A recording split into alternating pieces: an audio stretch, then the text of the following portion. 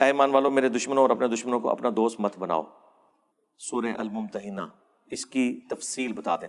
تفصیل تو یہ ہے کہ یہ ابن ابی بلتہ کے بارے میں نازل ہوئی تھی. بخاری مسلم میں آتا ہے جس نے نبی علیہ السلام کی مخبری کر دی تھی مشرکین عرب کو، اور ان سے یہ ڈیمانڈ کی تھی کہ اس کے بدلے میرے جو اہل و عیال، میرا مال مکے میں ہے، اس کو تم نقصان نہ پہنچاؤ، کہ ان قریب رسول اللہ صلی اللہ علیہ وآلہ وسلم ارادہ رکھتے ہیں کہ مکے پہ چڑھائی کریں گے. اب تو رسول اللہ کے ساتھ یہ غداری تھی، صحابی بدری تھا لیکن نبی علیہ السلام کے ساتھ غداری کی اس نے. تو بخاری مسلم میں آتا ہے اللہ تعالیٰ نے وحی کے ذریعے رسول اللہ کو بتا دیا کہ اس طرح فلاں قافلے میں ایک عورت ہے، وہ اس کا خط لے کے جا رہی ہے. ظاہر ہے وہ مشرکین عرب کے پاس خط پہنچ جاتا تو وہ جنگ کی تیاری پہلے ہی کر لیتے. تو اس زمانے میں تو یہ بڑی انفارمیشن تھی، یہ لیک ہو جاتی. تو نبی علیہ السلام نے کچھ صحابہ کو بھیجا، حضرت علی کو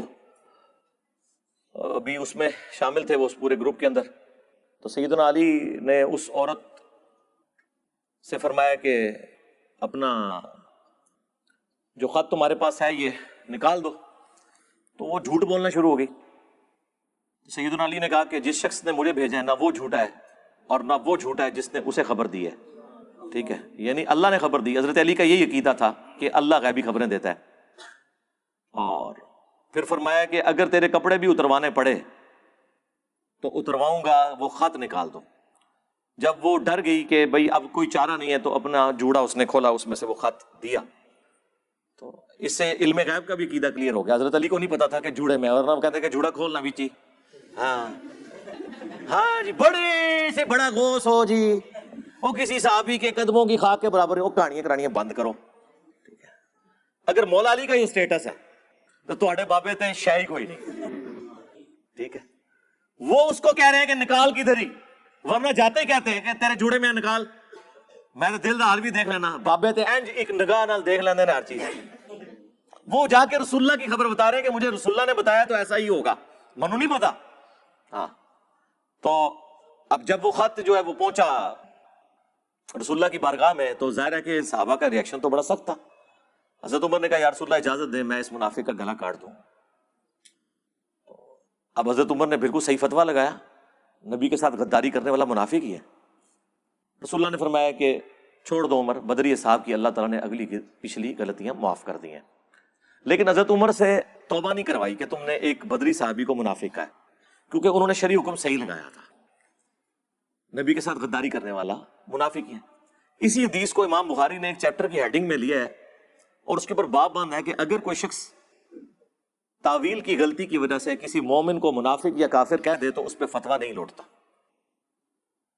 جو بخاری مسلم میں حدیث ہے نا، اگر کسی نے کسی دوسرے کو کہا کافر تو اگر کہنے والا درست ہے پھر تو وہی کافر ہوا جسے وہ کہہ رہا ہے، ادروائز کفر اس پہ لوٹ آئے گا. اس حدیث کی تعویل یہ ہے، یہ اس صورت میں ہے جب وہ کہنے والا اسے مسلمان سمجھتے ہوئے کافر کہہ رہا ہو.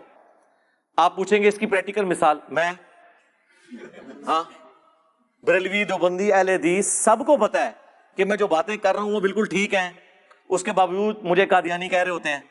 یہ نہ سمجھیں انہیں تعویل کی غلطی لگی ہوئی ہے میرے بارے میں، یا میرے نام کے اندر جو مرزا آیا ہے اس کو پکڑ کے وہ کرتے ہیں. وہ تو میں دستا ہے میں منگولاں دی اولاد ہاں. تواڈے صوفی سارے منگولاں نے وڈے نے، ادو اللہ نے انہوں نے مسلط کیتا سی. ہن منگولاں نے اسلام قبول کر لیا تو ہن ویکھو تواڈے نال کیا کرتے ہیں. تو یہ جو ہے نا یہ تعویل کی غلطی نہیں ہے. تعویل کی غلطی کیا ہے؟ جس طرح شیعہ کو لگی ہے کہ صحابہ کی تکفیر کرتے ہیں، وہ ان روایتوں کے اوپر رلائی کرتے ہیں جو ان تک پہنچی ہوئی ہیں، وہ کہتے ہیں یہ ٹھیک نہیں ہے. یہ تعویل کی غلطی ہے، یہ ایکسیپٹیبل ہے. اس لیے میں نے کہا تھا کہ اگر ہم حضرت ابوبکر صدیق کو کافر کہیں نا تو ہم کافر ہو جائیں، کیونکہ ہمیں تو وثوق سے پتہ ہے کہ وہ مومن کامل تھے. لیکن ایک ایسا شخص جو تاریخی روایات جو جھوٹی گھڑی ہوئی آ گئی، جو اس کو لولا لنگڑا دین پہنچا، جس پہ اس کا اعتماد ہے، اس کی بنیاد کے اوپر ان کی تکفیر کرتا ہے، اس پہ کفر نہیں لوٹے گا. یہ بڑا کریٹیکل ایشو ہے. ٹھیک ہے، یہ شرعی مسائل ہے. اور یہ میں جو آپ کو باتیں بتا رہا ہوں نا، یہ پبلکلی میں سامنے لے کے آؤں، ادروائز سارے فقہا یہ ساری چیزیں کتابوں میں لکھ کے آئے ہیں. یہ حدیث عمار جو پبلکلی اب باہر آئی ہے، مطلب میرے کہنے میں تو نہیں باہر آئی ہے، پہلے سے ہی موجود تھی. ٹھیک ہے، لیکن جس طرح رفع الیدین کی حدیثیں مصیبت بن جاتی ہیں حنفیوں کے لیے، حدیث عمار جو ہے وہ اہل حدیث کے لیے مصیبت بن گئی، حنفیوں کے لیے بھی بن گئی، ساروں کے لیے بن گئی.